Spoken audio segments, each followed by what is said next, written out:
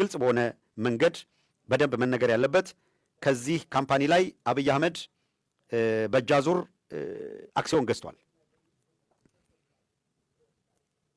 ከማዳበሪያ ፋብሪካው። ሁለተኛው ካሉብ ጋዝ የሚባለው ነው። ካሉብ ጋዝ ኦጋዴን ያለው ነው። በዚሁ አጋጣሚ የአህመድ ሽዴ የእጃዙር ማነው እዚህኛው ላይ ይቅርታ፣ ዳንጎቴ የማዳበሪያ ፋብሪካ ላይ የእጃዙር ሼር እንዲገባ የተደረገው አብይ አህመድ ብሩክ ታዬ የድለላ ሂደቱን መርቶለት ነው። ከዛ ካሉብ ጋዝ ጋር ስንመጣ ኦጋዴን አለ የተባለው ጋዝ ካስታወሳችሁ አብይ ወደ ስልጣን እንደመጣ ሰበር ዜና ብሎ ኢትዮጵያ ነዳጅ ማምረት ትጀምራለች ያለበት ያጭበረበረበት ማለት ነው። የመጀመሪያው እዚህ ካሉብ ጋዝ ስምሪት ወስደው የነበሩት ቻይናዎቹ ናቸው። እንደምታውቁት አብይ አህመድ ቻይናዎቹ እዛ በነበሩበት ጊዜ አብይ ወደ ስልጣን ገና ሳይመጣ ኢንሳ እያለ ይሄንን መዝግቡልኛው እንዴት አብይ አህመድ ወደ ስልጣን እንደመጣ ገና እየተፈለፈለ ብዙ ነገር ነው የሚወጣው። ከካሉብ ጋዝ ጋር በተያያዘ ግን አብይ ኢንሳ በነበረበት ጊዜ የካሉብ ጋዝ ፕሮጀክት ላይ የተሰማሩት ቻይናዎቹን ከፍተኛ ገንዘብ ጉቦ እንዲከፍሉ በደህንነት መስሪያ ቤት ሰራተኝነቱ አስፈራርቶ ጉቦ ክፈሉ ይላቸዋል አብይ አህመድ። እነዚህ ቻይናዎች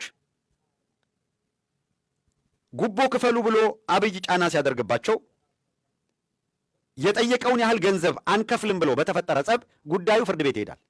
ታምናላችሁ? ፍርድ ቤት የሄደውን የቻይናዎቹን ክስ ሳሞራ የኑስ ከአብይ አህመድ ጋር ይንሳ ያለ በነበረው ቅርበት ይሄንን ከቻይናዎቹ ላይ የተጠየቀ ጉቦ አብይ አህመድ ሳሞራ የኑስን አነካክቶ ከሌሎች ተቋማት ከፍተኛ ገንዘብ አብይና ሳሞራ በጋራ ተቀብለው ስለነበረ አብይ በማንኛው ወይ ካልሞተ በቀር የሳሞራ የኑስ ሚስጥር እጁ ላይ በርካታ ሚስጥሮች ስላሉ ወስዶ ደግሞ ከካሉብ ጋዝ ጋር አነካካውና ቻይናዎቹ ገፋ አድርገው ሄደው ፍርድ ቤት ከሰሱ።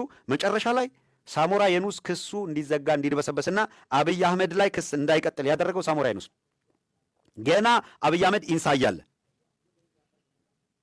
ቀጥሎ ታከለ ኡማ አብይ ወደ ስልጣን ከመጣ በኋላ ታከለ ኡማ ወደ ማዕድንና ኢነርጂ እንደመጣ እነዚህን የካሉብ ጋዝ ላይ የነበሩ ቻይናውያን ቶሎ ከዛ ቦታ ላይ እንዲባረሩ አደረገ። እነሱም አብይ ወደ ስልጣን ሲመጣ ያው ድንጋጤ ነበራቸው። ከዚያ በኋላ በብዙ ድርድር እንደገና ተመልሰው እንዲገቡ በርካታ ጥረት ነው ሲደረግ የቆየው። እናም ተመልሰው ገብተው ስራቸውን እንዲጀምሩ ተደርጓል። ከካሉብ ጋዝ ላይ 60 በመቶ ለዳንጎቴ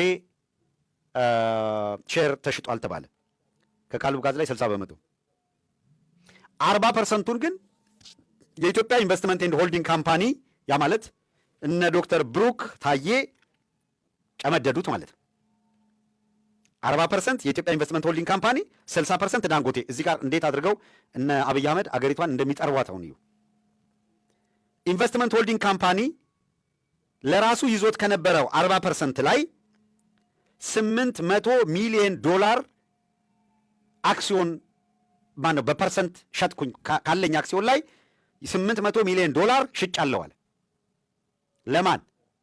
ዱባይ ላለ አንድ ካምፓኒ። ያ ካምፓኒ የማን ነው? የአብይ አህመድና የዝናሽ ታያቸው ካምፓኒ። ሰው ከውጭ አምጥቶ በቢዝነስ ውስጥ ያስገባው ብሩክ ታዬ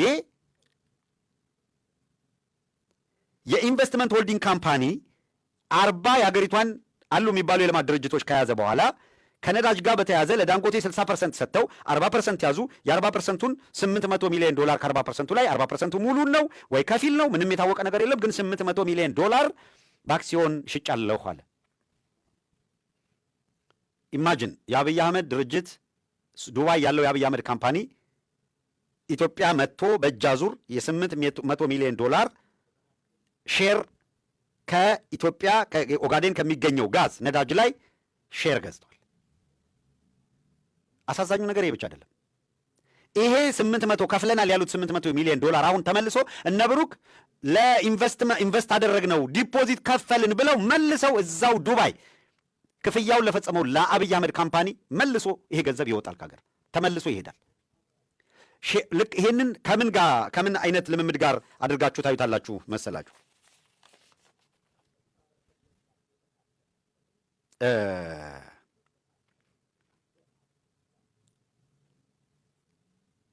ሼር ገዝተው ባለቤቱ ነው።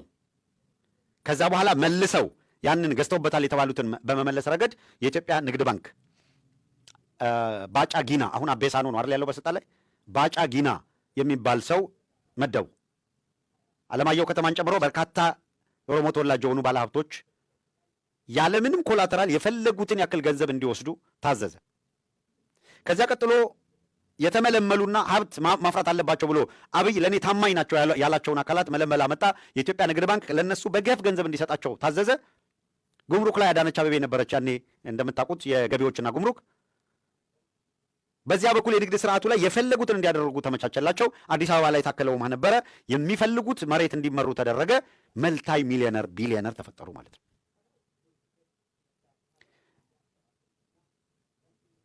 ከኢትዮጵያ ንግድ ባንክ ላይ ብድር ይውላችሁ ህንፃ በኢትዮጵያ ንግድ ባንክ በዕዳ የያዘው ለምሳሌ የ100 ሚሊዮን ህንፃ የ100 ሚሊዮን ብር የሚያወጣ ህንፃ የኢትዮጵያ ንግድ ባንክ በዕዳ ይዞታል።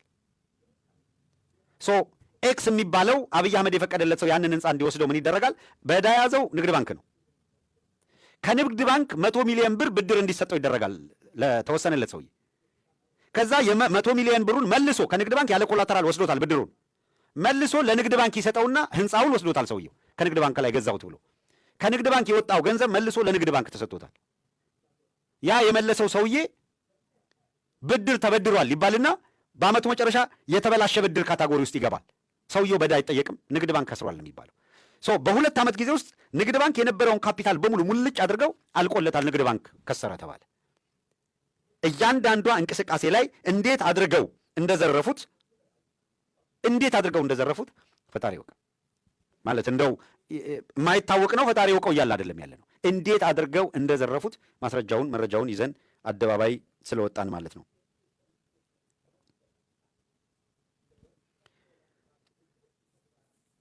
የኢንቨስትመንት ሆልዲንግ ካምፓኒ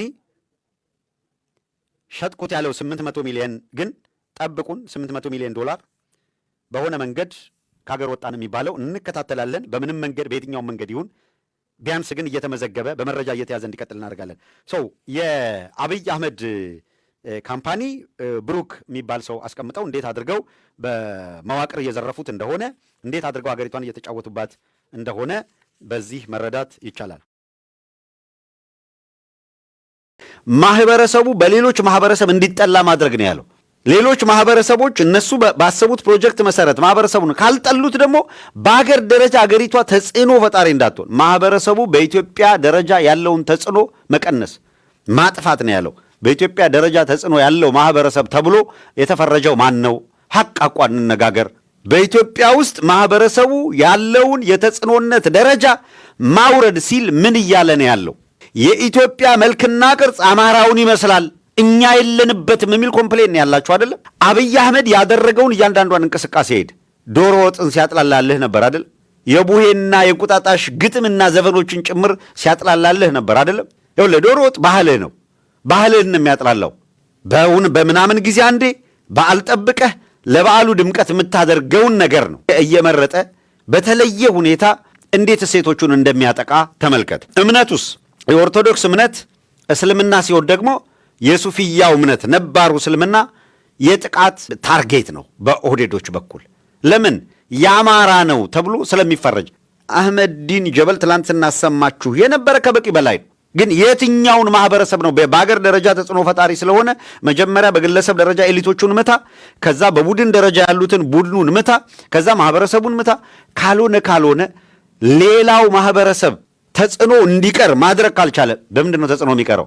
ምን ይላል አህመድ ዲን ጀበል? እንደምታውቁት የዘመን አቆጣጠርን በተመለከተ የኢትዮጵያ የዘመን አቆጣጠር አይወክለንም ነው ባዮች ናቸው አይደል? አህመድ ዲን ጀበል የኢትዮጵያ ሰንደቅ ዓላማ አይወክለንም ባዮች ናቸው አይደለም? ምንድን ነው የሚቀራቸው? ፊደል የላቲን ተውሰው አምጥተው አረብና ላቲን ካልሆነ ግዕዝ አንፈልግም ባዮች ናቸው። በኢትዮጵያ ውስጥ ገጽ እንዳይሆን መልክ እንዳይሆን እንሰርዘው እናጥፋው ባዮች ናቸው አይደለም? እንደምታውቁት ምንድን ነው የሚቀረው? ኢትዮጵያ ሸማም የአማራው ነው አሉ። ኦፍ ኮርስ የአማራው ነው። ስለዚህ የአማራ ስለሆነ ከኢትዮጵያ ገጽ ላይ እናጥፋው ነው አይደል እንቅስቃሴው። የአማራ የሆነ ነገር ሁሉ መጥፋት አለበት የሚል አቋም ይዘው የሚሄዱ አካላት ናቸው። ስለዚህ አማራውን ከኢትዮጵያ ገጽ ላይ ከታሪክ ገጽ የመፋቅ እንቅስቃሴ ነው። የአማራ ባህል ነው፣ የአማራ ወግ ነው፣ የአማራ ሃይማኖት ነው። ኦርቶዶክስ ትጥፋ የሚሉት የአማራ ሃይማኖት ነው ብለው ነው። ከእስልምና ሱፊያው ይጥፋ ብለው የሚዘምቱበት የአማራ ነው በሚል ፍረጃ ነው። እስኪ የአማራ ብለው ካታጎራይዝ አድርገው ለማጥፋት ያልተንቀሳቀሱበትን ንገረኝ። ተጽዕኖ ፈጣሪ ነው ሲሉ ስለማን እየነገሩህ ነው? ማህበረሰብ ሲል ስለማን እየነገረ ነው? ስለማንም አይደለም። ስለ ሀዲያ አይደለም፣ ስለ ወላይታ አይደለም፣ ስለ ኦሮሞ አይደለም። በሙሉ ተጨቋኝ ነኝ ምናምን የሚል ስነ ልቦና ውስጥ የተከተተ ነው አይደለም። ስለዚህ ጨቋኝ ብለው የፈረጁትንና በሕገ መንግሥት ፕሪያምበር ላይ ያስቀመጡትን አማራ እንዴት አድርገው እንደሚያጠፉት በይፋ ወጣት ሰብስበው ስልጠና የሚሰጡ አካላት ባሉበት የምክክር ኮሚሽን ብሎ ተቀምጦ ስለ ምኒልክ ዘመን ሊያወራ ይፈልጋል። እነ ሽመልስ አብዲሳ በሰበሩን ቦታ ሰብረን ቦታውን ተቆጣጥረናል፣ የሰዎቹ የአገረ መንግሥት ግንባታ ከ100 ዓመት በፊት ከሽፏል እያሉ እነዚህ ኃይሎች ምን ኃይል አከማችተው አስቀድመው እንዴት አድርገው አገሪቷን ተቆጣጥረው ነው ዛሬ በምክክር ኮሚሽን ስም ሌላ ባርነት፣ ሌላ መፍረስ፣ ሌላ አደጋ ይዘውብን ሊመጡ የፈለጉት? ይሄንን ደግሞ እናዳምጥ። ደግሞ ሌላ ጫፍ የወጣው ደግሞ የኦሮሞ የተረኛ ጉዳይ ከተረኛ በላይ ነው። ይሄ በጣም በጣም አሳሳቢ ኦልሬዲ ዋና ዋናዎቹን ይዘውታል የሚለው ነገር ትክክል ነው እና ማንም ቦታ ላይ እንዳለ ማለት ነው።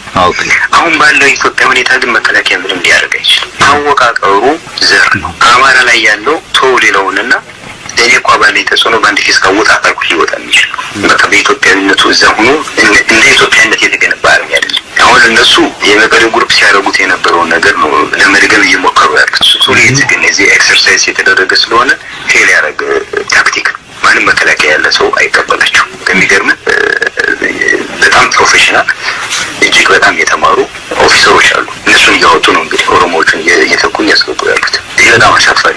አሁን እንደ ሀገር ሀገርን መከላከል የሚችል አርሚ እና የሴኩሪቲ ኃይል አለ ብለህ እንዳታስብ። በቃ ምንም ኦልሞስት ዜሮ ነን ያለን። አረቡ ሁለት ግሩፕ እንዳለ ታውቃለህ። እና ኢራን የሚመሩት ግሩፕ አለ፣ ሳውዲ አረቢያ የሚመራው ግሩፕ ደግሞ ቢሃይንድ አሜሪካኖች ነው ያሉበት። አሁን ናብይ እየሄዱ ያሉት ይህን ግሩፕ ነው እየደገፉ ያሉት። ኢቨን ትላልቅ ፕሮጀክቶችን መውሰድ ጀምረዋል። ይሄ ከሃይማኖቱ ጋር በደንብ መጠርጠር አለብን። ዋናው ሃይማኖቱ ከሃይማኖት ጋር የተያያዘ ያ ጉልድም የሚሉት የክርስቲያን ደሴት ነው የሚለውን ነገር በዚህ መንገድ ማፍረስ ነው የሚፈልጉት። ይህን ራሱ መከላከያ ጋር አንድ የተሰራ ሄድኳርተር አለ። ዋናው ሄድኳርተር ኦልሞስት ኮንስትራክሽኑ እያለቀ ያለ ማለት ነው። እሱ ይመረውና ዛሬ ያለ አይቻልም ብሏቸው ነበር። አሁን ግን ኦልሬዲ እናደርጋለን ብለው አጋጣሚ ሆኖ ደግሞ የአማራ ተወላጆች ስለነበሩ እዚያ ያሉት ኢንጂነሮች እምቢ ብለዋል። ያ ማለት ምን ማለት ነው? የስልክ የኮሚኒኬሽን የሬዲዮ መሳሪያ ግራውንዱ ላይ የሚቀበራል። ያንን ለእነሱ ሊሰጡ ነው የፈለጉት። የኛው ኦፊሰሮች ደግሞ ነው ይሄ በየትኛው መለኪያ ራሳችንን መቅደም ያለብን ከነ ችግራችን አቅማችንን ያን ሰጠን ማለት ባለ የሚከላከያ ምስር ለነሱ ሰጠን ነው። ምን ያክል እየሄዱ እንደሆነ እንደዚህ ማሰባል ሁሉንም ነገር እነሱ ናቸው ያሉት። ተገንብቷል፣ ግን ሲስተሙን የማስተካከል ጉዳይ ለእነሱ እየተሰጠ ነው። ብዙዎቹ ኦፊሰሮች እዚያ ያሉ ኢንጂነሮች አንቀጥልም፣ ይህን ኦፊሻሊ ለኢትዮጵያ ሕዝብ አውጀን እንወጣለን አንፈልግም እያሉ ያሉ ትክክለኛ አቋም ነው። አውጀው መውጣት አለባቸው እንጂ ጭንቅላትህን ልትሰጥ አይገባም። ይሄ በጣም ከእነሱ ጋር የተያያዘ ነገር ብዙ ነው። ለማንኛውም ምንድን ነው ከዚህ በኋላ ሲጠቅል ቻልቋቸው ምታስተካክሉ አልቻላቸው። ይህ አቅሙ ያለኝ አቅም ግን አትሊስት መናገር ፊት ለፊት ነው የምነግራቸው። ምነጓቸው እነሱ ፊት ለፊት እነግራቸዋለሁ፣ እነሱ ሊጠቀሙበት ይችላሉ። እኔ የተሻለ አክሰስ ስላላቸው ያለሁ።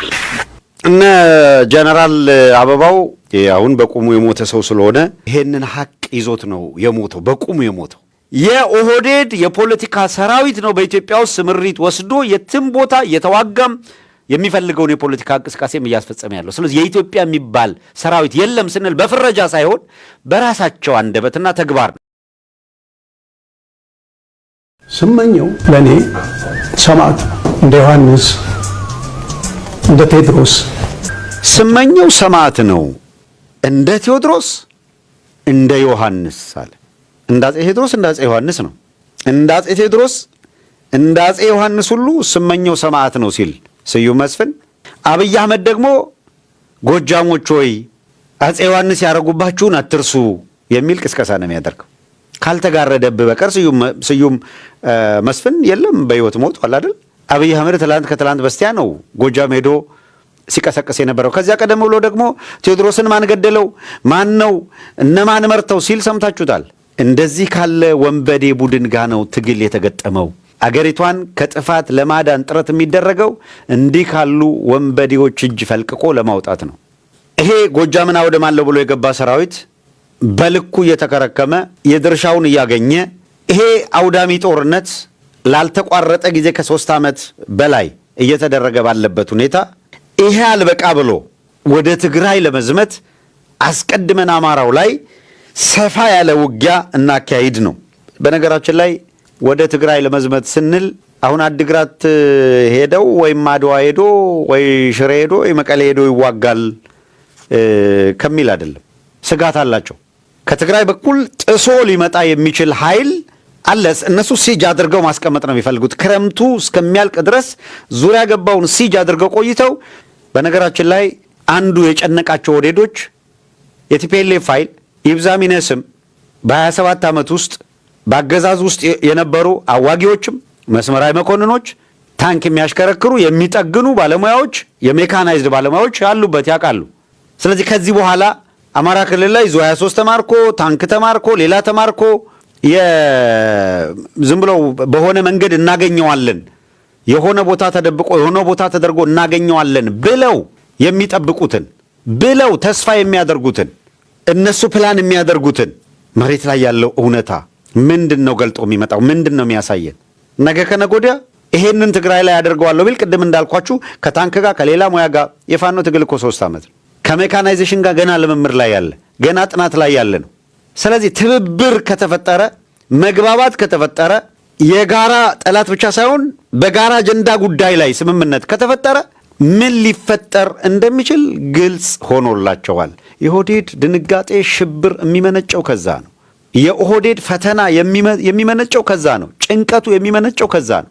ለምሳሌ ትላንትና ከትላንት በስቲያ ማክሰኞ ዕለት ትላንት እና ሰኞ ዕለት ሁለቱንም ተከታታይ ቀን የዶክተር ደብረጽዮን ንግግር የሞንጆሪኖ ንግግር ማን ነው ደግሞ አብርሃም ነው አንደኛው አብርሃም አሰፋ ነው የሚባለው የእሱ ንግግር በሙሉ በጣም ቦልድ እና ግልጽ የኃይል አሰላለፍ ሚናውን የለየ ነው። ምንድነው የኃይል አሰላለፍ ሚናው? ሁለት መሰረታዊ ነገር አንስተዋል። አንድ የራሳቸውን ህልውና የትግራይ ህዝብ የህልውና አደጋ ውስጥ ገብቷል ብለው ያምናሉ። የአማራ ህዝብ የህልውና አደጋ ውስጥ ገብቷል ብሎ የአማራ ህዝብ ያምናል።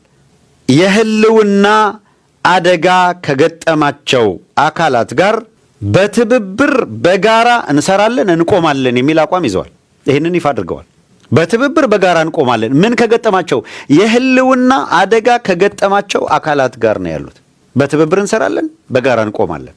ምን ማለት ነው? ይሄ ድንጋጤ ፈጥሯል። ሌላው በውጪ ደግሞ የህልውና አደጋ ለማድረስ ከበባ ስለተፈጸመብን አሉ። የህልውና አደጋ ለማድረስ በእኛ ላይ ከበባ ስለተፈጸመ ያንን ከበባ ሰብረን የህልውና አደጋችንን ለመመከት የሚያስችለን ከውጭ ኃይሎች ጋር በቂ ትብብር አድርገናል አለ። ወይም የትብብር መስመር ዘርግተናል። ይሄንን ካሉ በኋላ ከውጭም ከውስጥ መተባበራቸውን ከገለጹ በኋላ ያለን ብቸኛ አማራጭ ማሸነፍ ብቻ ነው። የህዝባችንን ደህንነት ለማስከበር የህዝባችንን ነጻነት ለማስከበር ብቸኛ አማራጫችን ማሸነፍ ብቻ ነው። እናሸንፈዋለን የሚሉት ማንን ነው? ከበባ የፈጸመብንን የኦህዴድ ኃይል እንዋጋዋለን፣ እናሸንፈዋለን ነው እያሉ ያሉት። ይሄንን የህልውና አደጋ የጋረጠብኝን አካል እስካላሸነፍኩ ድረስ ህልውናዬን ማረጋገጥ አልችልም። ሊሸነፍ ይገባል። አሁን 4 ኪሎ ያለው የኦህዴድ ኃይል ዝሆን ነኝ እበላለሁ፣ ጨፈጭፋለሁ፣ አፈርሳለሁ የሚል ነው። ሃይማኖትህን አጠፋዋለሁ የሚል ነው። አወድመሃለሁ የሚል ነው። ከታሪክ ገጽ እፍቅሃለሁ የሚል ነው። አማራ ሁነህ ኢትዮጵያ ውስጥ መኖር አትችልም። ኢትዮጵያ ውስጥ ብቻ አይደለም እኮ በየትኛውም ዓለም አማራ ሁነህ መኖር እንዳትችል ማድረግ በሚችሉት አቅም ሁሉ የሚያደርጉ ናቸው። ፊዚካሊ በዓለም ላይ ታውቶ የማይታወቅ ጭካኔ የተሞላበት ግድያ ይገላሉ። ፋሽስቶች እንኳን ያላደረጉትን የሃይማኖት ተቋምን እያወደሙ ሕፃናትና መነኮሳትን በዘግናኝ ሁኔታ በግፍ ይገላሉ። አገሪቷን ይዘርፋሉ። እያንዳንዱ በህዝብ ላይ የሚደርሰው ስቃይ እንደ ሰው የሚሰማቸው አይደሉም። በተፈጥሯቸው እንደ ሰው የሚሰማቸው አይደለም። ያ ተፈጥሯዊ ባህሪያቸው እስኪመስለን ድረስ የአረመኔነት የመጨረሻ ጥግ ላይ የቆሙ ናቸው። በእነሱ አረመኔነት ልክ ያልመረረ ሊያሸንፍ አይችልም።